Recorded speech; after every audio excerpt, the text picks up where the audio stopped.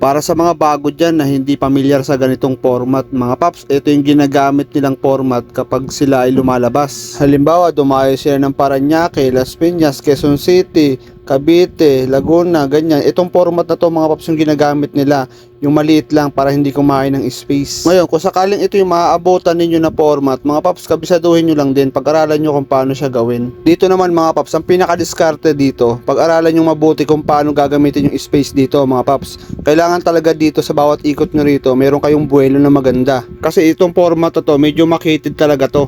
Kaya talagang medyo mahihirapan kayo dito.